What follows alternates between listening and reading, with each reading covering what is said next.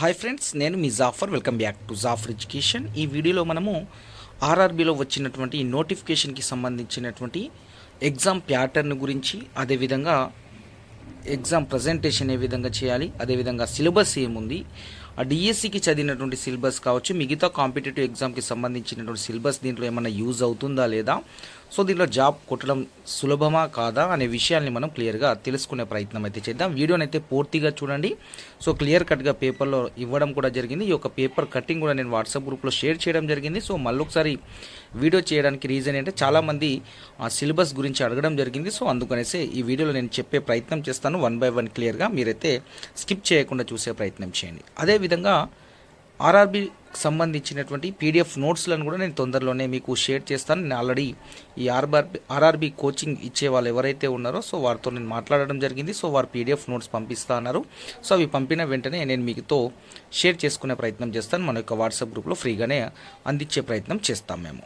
So దాన్ని మీరు గమనించండి. తప్పకుండా వీడియోని లైక్ చేసి మీ యొక్క మిత్రులకైతే షేర్ చేయండి. వీడియోని కొత్తగా చూస్తున్న మిత్రులు వీడియోని సబ్స్క్రైబ్ చేసుకొని తప్పకుండా మీ యొక్క మిత్రులకు కూడా షేర్ చేసే ప్రయత్నం అయితే చేయండి. రైట్, ఇక్కడ మనము వన్ బై వన్ క్లియర్గా తెలుసుకునే ప్రయత్నం చేద్దాం. ఈ ఆర్ఆర్బీలో అండర్ గ్రాడ్యుయేషన్ ఉన్నాయి, గ్రాడ్యుయేషన్కి సంబంధించిన పోస్టులు ఉన్నాయి. సో ఈ గ్రాడ్యుయేషన్కి సంబంధించినటువంటి పోస్టులు 8113 ఖాళీలు ఉన్నాయి. సో సాధారణ డిగ్రీతో మనము వీటిని అప్లై చేసుకునే అవకాశం అయితే ఉంది, గమనించండి. రైట్, ఇక్కడ ఒకసారి మనము చూసుకునే ప్రయత్నం ఎలాంటి పోస్టులు ఉన్నాయనే విషయాన్ని ఒకసారి చూద్దాం. ఇక్కడ చూసుకున్నట్లయితే ఇందులో ఎన్టీపీసీ అంటే గ్రాడ్యుయేట్ పోస్టులు కొలువులకు పోటీ అనేది ప్రాధాన్యం 2 అధిక స్థాయిలోనే ఉంటాయి. ఇక్కడ ఈ దఫా 8113 ఖాళీలను భర్తీ చేస్తారు. వీటిలో చీఫ్ కమర్షియల్ కమ్ టికెట్ సూపర్వైజర్కి సంబంధించి 1736 ఖాళీలు ఉన్నాయి. స్టేషన్ మాస్టర్కి సంబంధించి 994 ఖాళీలు, గూడ్స్ ట్రైన్ మేనేజర్ 3144 ఖాళీలు, జూనియర్ అకౌంట్ అసిస్టెంట్ కమ్ టైపిస్ట్కి సంబంధించి 1507 ఖాళీలు ఉన్నాయి. సీనియర్ క్లర్క్ కమ్ టైపిస్ట్కి సంబంధించి 732 పోస్టులు ఉన్నాయి. సో ఇక్కడ ఈ టైపిస్ట్కి సంబంధించినటువంటి ఏవైతే ఉన్నాయో సో తప్పకుండా వాటిలో టైపింగ్ సర్టిఫికేట్ అడుగుతారు. మళ్ళీ వీరికి సపరేట్గా టైపింగ్కి సంబంధించినటువంటి ఎగ్జామ్ కూడా ఉంటుంది. దాన్ని అయితే మీరు గమనించే ప్రయత్నం చేయండి. ఇక్కడ వీరి యొక్క శాలరీ అయితే చాలా బాగుంటుంది. దాదాపుగా 55,000 రూపీస్ మీకు స్టార్టింగే దీని యొక్క శాలరీ ఉంటుంది. వీటిలో మొదటి 2 లెవెల్ 6 ఉద్యోగాలు ఉంటాయి. సో ఇక్కడ 35,400 ప్రారంభ మూల వేతనం అంటే బేసిక్ పే ఇది. దీంట్లో మీకు నెట్ పే వచ్చేసరికి 55,000 దాకా మీకు శాలరీ అనేది వస్తుంది. తర్వాత దీంట్లో ప్రమోషన్స్ కూడా అలాగే ఉంటాయి. సో మీకు మంచి శాలరీ, ఉద్యోగం కూడా చాలా బాగుంటుంది ఇది. రైట్, ఇక్కడ అదేవిధంగా ఇక్కడ ఒక విషయాన్ని గమనించినట్లయితే డిఏ, హెచ్ఆర్ఏ, మిగతా అలవెన్స్లు అన్నీ కలుపుకొని మొదటి నుంచే 65,000 వేతనం అందుకోవచ్చు. దాదాపుగా 65,000, నేను 55,000 అన్నాను. ఇది అండర్ గ్రాడ్యుయేషన్కి సంబంధించి 55,000 దాకా వస్తుంది. గ్రాడ్యుయేషన్ పోస్టులకు 65,000, 65,000 జీతం అనేది వస్తుంది మంత్లీ. సో ఇక్కడ మిగిలినవన్నీ లెవెల్ 5 కొలువులు. సో ఇక్కడ 29,200 మూల వేతనం ఉంటుంది. ఇక్కడ 55,000 జీతం అనేది పొందుతారు. రైట్, ఇక్కడ 4 months కష్టపడినట్లయితే మీరు ఈ జాబ్స్ అయితే మీరు ఖచ్చితంగా కొట్టే అవకాశం ఉంటుంది. ఖచ్చితంగా మీరు ఈ జాబ్ని సాధించగలుగుతారు. ఒకసారి ఎంపిక విధానం ఎలా ఉందో ఒకసారి చూసే ప్రయత్నం చేద్దాం. అన్ని పోస్టులకు 2 దశల్లో నిర్వహించే కంప్యూటర్ బేస్డ్ టెస్ట్లో ప్రావీణ్యం తప్పనిసరి. స్టేషన్ మాస్టర్ పోస్టుకు కంప్యూటర్ బేస్డ్ అప్టిట్యూడ్ టెస్ట్ అదనంగా అనేది ఉంటుంది, గమనించండి. అదేవిధంగా టైపిస్ట్ పోస్టులకు టైపింగ్ స్కిల్స్ అనేటివి నిర్వహిస్తారు. ఆ తర్వాత ధృవపత్రాల పరిశీలన, వైద్య పరీక్షలు నిర్వహించి ఉద్యోగంలో తీసుకుంటారు. ఇది దీంట్లో ఈ ఎగ్జామ్స్ అయితే ఈ విధంగా ఎగ్జామ్స్లో ఏమేమి క్వశ్చన్స్ ఉంటాయి, ఎగ్జామ్స్ ఏ విధంగా నిర్వహిస్తారని స్టేజ్ 1. సో ఈ స్టేజ్ 1కి అర్హత సాధించాలంటే ఒకసారి మనం చూసే ప్రయత్నం చేద్దాం. అర్హత ఈ విధంగా ఉంటుంది, ఒకసారి చూడండి. స్టేజ్ 1లో మీరు అర్హత సాధిస్తేనే స్టేజ్ 2కి మనము ఎగ్జామ్ రాయగలుగుతాం. అంటే స్టేజ్ 1లో క్వాలిఫై అయితేనే స్టేజ్ 2 ఎగ్జామ్ రాయడానికి మనము అర్హత అనేది పొందడం జరుగుతుంది. ఏ విధంగా unreserved and OC and EWS వాళ్ళు 40% మార్క్స్ అనేటివి రావాలి. వరకు 40% వస్తే qualify. OBC and non criminal వారు ఎవరైతే, అదేవిధంగా ఎస్సీ వాళ్ళకి 30% మార్క్స్ వస్తే వాళ్ళు ఎలిజిబుల్. ఎస్టీ వాళ్ళకు 25% మార్క్స్ వచ్చినైతే వారు స్టేజ్ 2 ఎగ్జామ్కి అంటే అర్హత అనేది సాధిస్తారు. అదేవిధంగా పీడబ్ల్యూడీ ఫిజికల్ హ్యాండిక్యాప్ వాళ్ళు ఎవరైతే ఉన్నారో వారికి మరో 2% మినహాయింపు అయితే ఉంటుంది. ఇక్కడ 2 దశల్లోనూ ప్రతి తప్పు సమాధానానికి నెగిటివ్ మార్కింగ్ ఉంటుంది 0.5. దాన్ని మీరు గమనించండి. అదేవిధంగా స్టేషన్ మాస్టర్ టైపిస్ట్ పోస్టులకు పోటీ పడే వారికి స్టేజ్ 2లో అర్హుల జాబితా నుంచి మెరిట్ ప్రకారము కేటగిరీల వారీగా ఖాళీలకు 8 రేట్ల సంఖ్యలో కంప్యూటర్ బేస్డ్ ఎగ్జామ్కి వాళ్ళని సెలెక్షన్ చేసి computer based skill test typing వాటినన్నిటిని పరీక్షిస్తారు. సో అది నిర్వహించిన తర్వాత దాంట్లో సెలెక్ట్ అయిన వారిని స్టేజ్ 2లో పరీక్షకు స్కోర్కు 70%, సిబిటీకు 30% వెయిటేజ్ ఉంటుంది. సో టైపిస్ట్ పోస్టులకు నిర్వహించే వీరికి అర్హత సాధించినట్లయితే so next further certificate verification అవి నిర్వహించడం అనేది జరుగుతుంది. ఇది టైపిస్ట్కి సంబంధించి. ఇక స్టేజ్ 1లో సిలబస్ ఏ విధంగా ఉంటుంది, ప్రశ్నలు ఎన్నెన్ని ఉంటాయనేది ఒకసారి చూద్దాం. 100 ప్రశ్నలు ఉంటాయి ఒక స్టేజ్ 1లో ప్రశ్నపత్రంలో. వీటికి 90 నిమిషాల సమయం ఉంటుంది. జనరల్ అవేర్నెస్కి సంబంధించి 40 ప్రశ్నలు, మ్యాథమెటిక్స్కి సంబంధించి 30 ప్రశ్నలు ఉంటాయి మిత్రమా. జనరల్ ఇంటెలిజెన్స్కి సంబంధించి అండ్ రీజనింగ్కి సంబంధించి 30 ప్రశ్నలు ఉంటాయి. 100 టోటల్ మనకు 100 మార్క్స్ అనేటివి ఉంటాయి. 100 మార్క్స్లో ఓసీ వారు ఈడబ్ల్యూఎస్ వారు తప్పకుండా 40% మార్క్స్ అయితే అంటే 40 మార్క్స్ వస్తేనే క్వాలిఫై అవుతారు స్టేజ్ 2కి. మళ్ళీ స్టేజ్ 2లో సేమ్ అదే విధంగా యాజ్ ఇట్ ఈజ్ ఉంటుంది. కానీ ఇక్కడ చూసుకున్నట్లయితే స్టేజ్ 1లో అర్హత పొందిన వారు కేటగిరీల వారు ఉన్న ఖాళీల మెరిట్ ప్రకారం 15 రేట్ల మందిని వాళ్ళు స్టేజ్ 2కి అవకాశం ఇస్తారు. దీనికి 120 మార్కులకు నిర్వహిస్తుంది. 100 మార్క్స్ ఉంటుంది, 120 మార్క్స్ ఉంటుంది. పరీక్ష వ్యవధి 90 నిమిషాలు ఉంటుంది. ప్రతి ప్రశ్నకు 1 మార్క్ ఉంటుంది. జనరల్ అవేర్నెస్ వచ్చేసరికి 50 ప్రశ్నలు ఉంటాయి, 50 క్వశ్చన్స్, 50 మార్క్స్. మ్యాథమెటిక్స్ సంబంధించి 35 మార్క్స్ ఉంటాయి, 35 క్వశ్చన్స్ ఉంటాయి. జనరల్ ఇంటెలిజెంట్ అండ్ రీజన్కి సంబంధించి 35 ప్రశ్నలు, 35 మార్కులు. టోటల్ మనకు 120 మార్క్స్ అనేవి స్టేజ్ 2లో ఉంటుంది. సో దాని తర్వాత మీకు సర్టిఫికేట్ వెరిఫికేషన్ ఉంటుంది. అదేవిధంగా ఇక్కడ విజువల్గా మెడికల్ కూడా టెస్టింగ్ ఉంటుందని ఆర్ఆర్బీలో. ఎందుకంటే మనకు స్టేషన్ మాస్టర్ కావచ్చు, మిగతా పోస్టులు కావచ్చు, మనకు అక్కడ సిగ్నల్ సిస్టమ్ అనేది తప్పకుండా మనకు విజువల్ అనేది తప్పకుండా టెస్ట్ చేస్తారు. సో అది వితౌట్ గ్లాస్ ఉంటుంది, విత్ గ్లాస్ ఉంటుంది. సో తప్పకుండా అది చాలా స్ట్రిక్ట్గా మెడికల్ టెస్ట్ అయితే ఉంటుంది ఆర్ఆర్బీలో. అది గమనించే ప్రయత్నం చేయండి. ఇక సిలబస్ ఒకసారి మనం చూసే ప్రయత్నం చేద్దాం. సిలబస్ చూసే ముందు సో ఎవరు అప్లై చేసుకోవచ్చు, ఏజ్ లిమిట్ ఎంత అనేది చూద్దాం.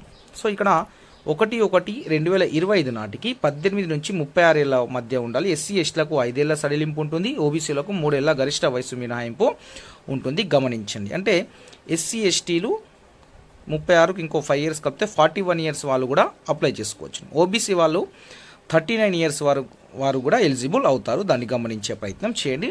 చివరి తేదీ అక్టోబర్ 13 వరకు ఉంది. దీన్ని కూడా మీరు దృష్టిలో పెట్టుకోండి. సో ఫీజు వచ్చేసరికి ఎస్సీ ఎస్టీ వాళ్ళకు 255, అదేవిధంగా ఈబీసీ మైనార్టీ ట్రాన్స్జెండర్లు కూడా 250 రూపీస్ అయితే ఉంది. అదేవిధంగా స్టేజ్ 1కు హాజరైతే పన్నులు మినహాయించుకొని ఫీజు తిరిగి మళ్ళీ చెల్లిస్తారు. మిగిలిన వారు 500 చెల్లించాలి. జనరల్ అభ్యర్థులు ఎవరైతే ఉన్నారో సో వీరు పరీక్ష రాస్తే 400 రూపాయలు పన్నులు మినహాయించుకొని మిగిలింది మళ్ళీ వెనక్కి ఇవ్వడం అనేది జరుగుతుంది. గమనించండి. పరీక్ష తేదీని ఇప్పటి వరకు ప్రకటించలేదు. నోటిఫికేషన్లో ఓన్లీ అప్లై డేట్ ఇచ్చారు. ఎగ్జామ్స్ ఎప్పటి నుండి అనేది మాత్రమే ఇప్పటివరకు వారు చెప్పలేదు. ఒకసారి సిలబస్ మనం చూద్దాం. ఇక్కడ సిలబస్ ఒకసారి చూసుకుంటే మ్యాథమెటిక్స్లో ఏమేమి ఉన్నాయంటే నంబర్ సిస్టమ్, డెసిమల్స్, భిన్నాలు, కాసాగు, గాసాబా, రేషియో అండ్ ప్రపోర్షన్స్, శాతాలు, మెన్జురేషన్స్, కాలం పని, కాలం దూరం, బారు, చక్రవడ్డీలు, లాభ నష్టాలు, ఎలిమెంటరీ ఆల్జిబ్రా, చలన జ్యామితి, త్రికోణమితి, ప్రాథమిక సాంఖ్యక శాస్త్రం. ఇవన్నీ మనకు డిఎస్సిలో ఉంటాయి. ఆల్మోస్ట్ ఒక త్రికోణమితి తప్ప ఎస్జిటి వాళ్ళైతే అన్నీ ఇవి చేస్తారు. సో స్కూల్ అసిస్టెంట్ వాళ్ళు త్రికోణమితి కూడా చేయాల్సి ఉంటుంది.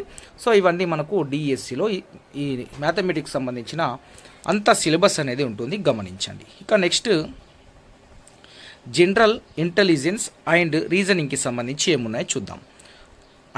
అనాలజీలు, number and alphabetical series, coding and decoding, mathematics operations, పోలికలు, భేదాలు, సంబంధాలు, analytical reasoning, syllogism, jumbling, Venn diagrams, puzzle data, sufficiency, statement conclusion, అదేవిధంగా స్టేట్మెంట్స్ కోర్సెన్స్, అదేవిధంగా డిసిషన్ మేకింగ్, అదేవిధంగా మ్యాప్లు, ఇంటర్ప్రిటేషన్స్ ఆఫ్ గ్రాఫ్స్. సో ఇవి మనకు రీజనింగ్లో ఉంటాయి. సో రీజనింగ్కి సంబంధించినటువంటి నేను భాగ్యనగర్కి సంబంధించిన నోట్స్ ఆల్రెడీ నేను మీకు షేర్ చేశాను. మళ్ళీ ఒకసారి ఆర్ఆర్బీకి సంబంధించినటువంటి ఈ జనరల్ ఇంటెలిజెంట్ అండ్ రీజనింగ్కి సంబంధించిన నోట్స్ మళ్ళీ నేను మీకు షేర్ చేస్తాను. దీంట్లో ఇవన్నీ ఉన్నాయి.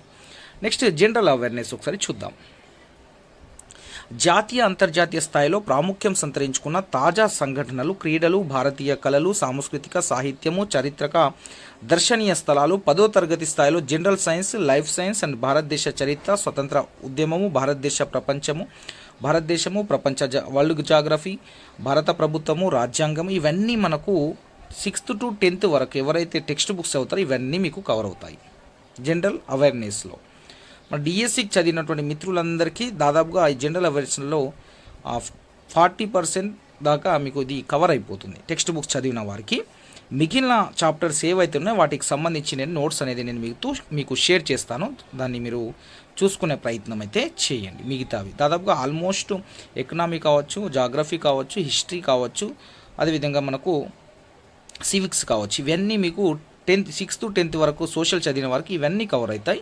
So general knowledge, general awareness కొన్ని ఏవైతే ఉన్నాయో డైలీ కరెంట్ అఫైర్స్కి సంబంధించి న్యూస్ పేపర్ చదవండి. నేను డైలీ కరెంట్ అఫైర్స్ వాట్సాప్ గ్రూప్లో షేర్ చేస్తున్నాను. అదేవిధంగా మంత్లీకి సంబంధించినటువంటి మ్యాగజైన్స్ కూడా నేను షేర్ చేస్తాను. సో వాటిని మీరు చూసుకుంటే సరిపోతుంది. ఇది మీకు జనరల్ అవేర్నెస్ అనేది కవర్ అయిపోతుంది.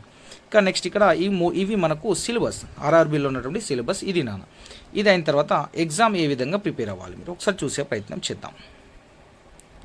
రైట్, ఇక్కడ ఎక్కువ మంది అభ్యర్థులు చేసే ప్రధాన పొరపాటు ఏంటంటే సిలబస్ వివరాలు శ్రద్ధగా పరిశీలించకుంటే ఏదో ఒక పుస్తకం మెటీరియల్ చదువుకుంటూ అధ్యయనం కొనసాగించడం. దీంతో సన్నద్ధత, సిలబస్ మధ్య పొంతన అనేది కుదరదు. రైట్, ఇక్కడ మనకు ఫస్ట్ ఆఫ్ ఆల్ అనేది సిలబస్ అనేది మెయిన్ అన్న. సిలబస్ ఉండి కరెక్ట్ మెటీరియల్, కరెక్ట్ నోట్స్ అనేది ఉంటే మనం జాబ్ని దగ్గరగా వెళ్ళడం కానీ జాబ్ సాధించడం కానీ తప్పకుండా జరుగుతుంది. సో మనకు ఫస్ట్ ఆఫ్ ఆల్ కావాల్సింది సిలబస్ కాపీ, దానికి అనుగుణంగా సిలబస్కి అనుగుణంగా మనకు మెటీరియల్ అనేది కూడా తప్పకుండా ఉండాలి. ఇలా కాకుండా ముందుగా నోటిఫికేషన్లు విభాగాల వారి ఉన్న ప్రశ్నాంశాలను బాగా పరిశీలించాలి. మీ దగ్గర ఉన్న వనరులు ఏమున్నాయి, గైడ్ల, అకాడమిక, రిఫరెన్స్ పుస్తకాల, స్టడీ మెటీరియల్ నుంచి ఆ అంశాలను బాగా అధ్యయనం చేయాలి. వాటిలో లేనివి ఇంటర్నెట్లో ఇతర చోట్ల నుంచి మనం సేకరించి బాగా చదవాలి. సిలబస్పై అవగాహన పెంచుకుంటే విజయానికి తొలి అడుగు పడినట్లే. కాబట్టి దానికి కావాల్సినటువంటి నోట్స్, ఆర్ఆర్బీకి సంబంధించిన నోట్స్ నేను షేర్ చేస్తాను. జనరల్ అవేర్నెస్కి సంబంధించి మీరు 6th to 10th text books already చదివి ఉన్నారు డిఎస్సి అభ్యర్థులు, మిగతా కాంపిటేటివ్ ఎగ్జామ్కి రాసిన అభ్యర్థులు. రెండో విషయం ఏంటంటే ఇక్కడ అర్థమెటిక్ రీజనింగ్కి సంబంధించి నోట్స్ నేను షేర్ చేస్తాను. అదేవిధంగా మీరు మ్యాథ్స్ అయితే 6th to 10th text book చేసినవన్నీ దీంట్లో మీకు ఆల్మోస్ట్ మ్యాథ్స్లో, మ్యాథమెటిక్స్లో ఉంటాయి. సో అది మీరు ఈజీగా చేయగలుగుతారు మ్యాథ్స్ పర్ఫెక్ట్ ఉన్నవారు. సో లేని వారు కూడా ఒకసారి చదివే ప్రయత్నం చేయండి. ఇక స్టేజ్ 1, స్టేజ్ 2 సిలబస్ అంతా ఒకటేనన్న. సిలబస్ అనేది ఏం మారదు, కానీ స్టేజ్ 1లో 100 మార్క్స్ ఉంటాయి, స్టేజ్ 2లో 120 మార్క్స్ ఉంటాయి. స్టేజ్ 2లో కూడా 100 క్వశ్చన్సే 120, స్టేజ్ 2లో 120 క్వశ్చన్ 120 మార్క్స్ ఉంటాయి. స్టేజ్ 1లో 100 క్వశ్చన్స్ 100 మార్క్స్ అనేటువంటి గమనించండి. స్టేజ్ 1 కంటే స్టేజ్ 2 ప్రశ్నల కఠినత్వం అనేది కొద్దిగా కాఠిన్యత అనేది పెరుగుతుంది, గమనించండి. అందువల్ల ప్రస్తుతం ప్రాథమిక అంశాలు బాగా చదివి తేలిక మధ్యస్థాయి ప్రశ్నను బాగా సాధన చేయాలి. నేను ఆర్ఆర్బీకి సంబంధించినటువంటి ప్రీవియస్ క్వశ్చన్ పేపర్ని కూడా నేను వాట్సాప్ గ్రూప్లో షేర్ చేస్తాను. మీరందరూ మన యొక్క వాట్సాప్ గ్రూప్లో జాయిన్ అవ్వండి. అక్కడ అన్ని రకాల నేను అందించే ప్రయత్నం చేస్తాను. పరీక్ష తేదీ ప్రకటించినందున ఎక్కువ వ్యవధే ఉంటుంది. ఇటీవలే కోర్సులు పూర్తి చేసుకున్న తాజా అభ్యర్థులు సైతం ఉన్న సమయంలో సమగ్రంగా సన్నద్ధం కావచ్చును. ఏదైనా విభాగంలోని ఒకే అంశాన్ని తీసుకొని 3 రోజులు కేటాయించుకోవచ్చును. అందులో వీలైనన్ని మాదిరి ప్రశ్నలు సాధన చేయాలి. అలాగే ముఖ్యాంశాలకు నోట్స్ కూడా రాసుకోవాలి. రైట్, ఈ నోట్స్ ఏవైతే ఉన్నాయో నేను షేర్ చేసే ప్రయత్నం చేస్తాను. అదే ప్రయత్నంలో ఉన్నాను ప్రజెంట్ ఆర్ఆర్బీకి సంబంధించి. సో ఆ నోట్స్ మీకు షేర్ చేస్తాను. ప్రీవియస్ క్వశ్చన్ పేపర్స్ కూడా తప్పకుండా మనం చూడాలి. క్వశ్చన్ ప్యాటర్న్ ఏ విధంగా ఉంది, ఏ విధంగా ప్రశ్న అడుగుతున్నారు అనేది కూడా మనకు అవగాహన వస్తుంది. రెండోది ఆర్ఆర్బీకి సంబంధించిన పోస్ట్ మీరు సాధించినట్లయితే మీకు చాలా బెటర్ శాలరీస్, మీ యొక్క లైఫ్ అనేది కూడా సెటిల్ అయిపోతుంది, చాలా బాగుంటాయి, గమనించండి. నెక్స్ట్ ఇక్కడ 4 నెలల సిలబస్ మొత్తం క్షుణ్ణంగా చదవచ్చును. మాదిరి ప్రశ్నలు సాధన చేయడం కూడా పూర్తవుతుంది. ఎందుకు 4 నెలల సమయంలో అవుతుంది అంటే మీరు ఆల్రెడీ ప్రిపరేషన్లో ఉన్నారు, కంటిన్యూ ప్రిపరేషన్లో. సో అదే ప్రిపరేషన్ని కొనసాగిస్తే సరిపోతుంది. సో ఎవరైతే అభ్యర్థులకు ఇంట్రెస్ట్ ఉంటుందో ఆర్ఆర్బీకి సంబంధించి తప్పకుండా అప్లై చేయండి మిత్రమా. అప్లై చేసి ఎగ్జామ్స్ అటెంప్ట్ చేయండి. అటెంప్ట్ చేస్తే వచ్చే నష్టం ఏం లేదు, మనకు అనుభవం అయితే వస్తుంది. మీకు జాబ్ రాకపోయినా ఒక అనుభవం వస్తుంది, మంచిగా ప్రిపేర్ అయితే జాబ్ కూడా వస్తుంది, గమనించండి. రైట్, ఇక్కడ పాత ప్రశ్నపత్రాలు ఇవన్నీ నేను మీతో షేర్ చేస్తాను. పరీక్షలో 2 నెలల ముందు నుంచి రోజుకు మార్క్ టెస్టులు అనేది తప్పకుండా రాయాలి. ఫలితాలు విశ్లేషించుకోవాలి. చేసిన తప్పులు పునరావృతం కాకుండా చూసుకుని స్కోర్ పెంచుకోవడానికి కృషి చేయాలి. ఇక్కడ నెగిటివ్ మార్కింగ్ ఉన్నాయి కాబట్టి తెలియని ప్రశ్నలు మనము ఆన్సర్ పెట్టకుంటే బెటర్, ఎందుకంటే మనకు నెగిటివ్ మార్కింగ్ అనేది ఉంది దీంట్లో. స్టేజ్ 1లో ప్రతి ప్రశ్నకు 54 సెకండ్ల సమయం ఉంటుంది. కొన్నింటికి వ్యవధి సరిపోకపోవచ్చు, అందువల్ల వేగానికి ప్రాధాన్యం ఉందని గ్రహించాలి. మెలకువలు పాటించి సమయాన్ని కూడా సద్వినియోగం చేసుకోవాలి. మ్యాథమెటిక్స్ విభాగంలో ప్రశ్నలకు ఆబ్జెక్టివ్ అర్థమెటిక్ ఆర్ఎస్ అగర్వాల్ పుస్తకం సరిపోతుంది. రైట్, ఇక్కడ చూడండి టెక్స్ట్ బుక్స్ కూడా ఏది చదవాలని చెప్తున్నారు. మ్యాథమెటిక్స్ విభాగంలో అర్థమెటిక్కి సంబంధించి ఆర్ఎస్ అగర్వాల్ పుస్తకం సరిపోతుంది. ఈ విభాగంలో త్రికోణమిత్రి, ఆల్జీబ్రా మొదలైన అంశాల కోసం 10వ తరగతి గణిత పుస్తకాన్ని బాగా చదివి వీలైనన్ని ప్రశ్నలు సాధన చేయాలి. అదే చెప్పిన 6th to 10th maths text books చదివితే సో మీకు మ్యాథమెటిక్స్ సంబంధించి ఆల్మోస్ట్ కవర్ అయిపోతుంది. ఇక జనరల్ ఇంటెలిజెన్స్ అండ్ రీజనింగ్ విభాగానికి సంబంధించి ఆర్ఎస్ అగర్వాల్ రీజనింగ్ పుస్తకం లేదా ఏదైనా తీసుకోవచ్చును. ఏ పుస్తకం చదివినప్పటికీ పరీక్షలో పేర్కొన్న అంశాలకే పరిమితమై వాటినే బాగా సాధన చేయాలి. సిలబస్ ప్రకారమే చదవాలి ఏది ఉన్నా.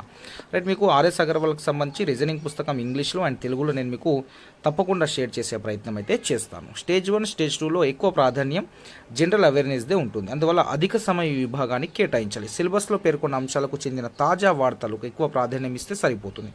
దీనికోసం నేను మీకు daily already news paper, education paper, daily current affairs ఎప్పటికప్పుడు మీకు అందించే ప్రయత్నం చేస్తున్నాం మన యొక్క వాట్సాప్ గ్రూప్లో. దీన్ని గమనించండి.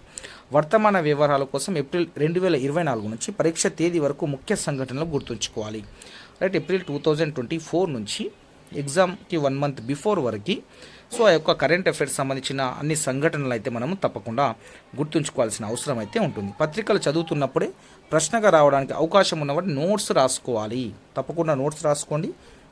అదేవిధంగా మన దగ్గర ఉన్నటువంటి నోట్స్ను కూడా నేను మీకు డైలీ కరెంట్ అఫైర్స్ సంబంధించి కూడా మీకు పంపించే ప్రయత్నం చేస్తాం. మేము పరీక్షకు ముందు తక్కువ వ్యవధిలో పునశ్చరణ చేసుకోవచ్చు నోట్స్ రాసుకోవడం వల్ల. సిబిఎస్ఈకి సంబంధించి 8th, 9th, 10th తరగతుల సైన్స్, సోషల్ పుస్తకాలు బాగా చదివి ముఖ్యమైన విషయాలు నోట్స్ అనేది రాసుకోవాలి. ఇక్కడ సిబిఎస్ఈ సిలబస్ ఒకవేళ మీ దగ్గర లేకపోయినా